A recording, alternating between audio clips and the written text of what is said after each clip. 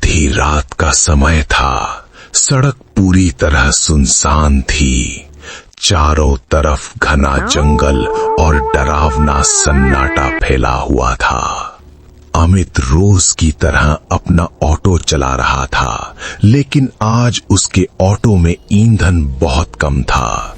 घड़ी में रात के ठीक 12 बज चुके थे। तभी सड़क के किनारे अमित को एक सुंदर लड़की अकेली खड़ी दिखाई दी।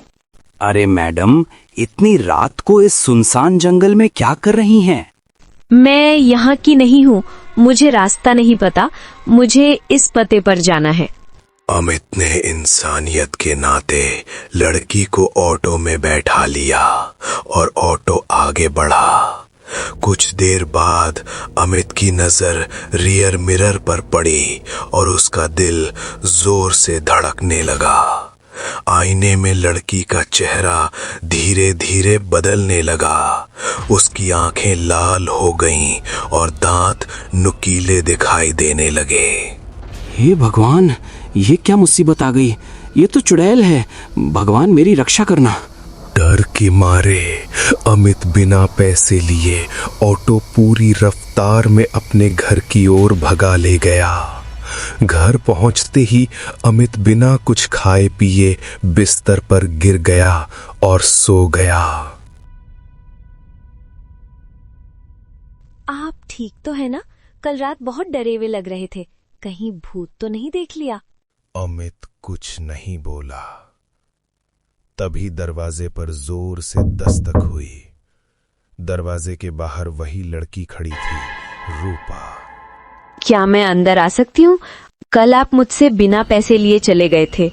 रूपा को देखते ही अमित के पसीने छूटने लगे। अब आइए।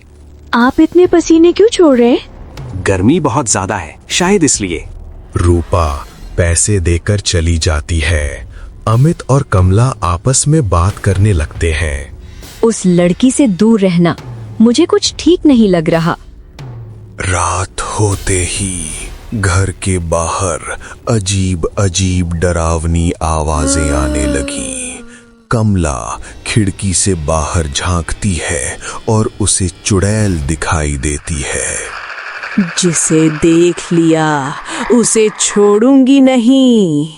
सुबह अमित मोहल्ले के सरदार के पास जाता है।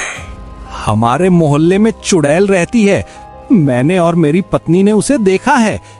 तुमने जरूर कोई सपना देखा होगा। हमारे मोहल्ले में कोई चुड़ैल नहीं है। उसी रात सरदार अकेले बाहर निकलता है।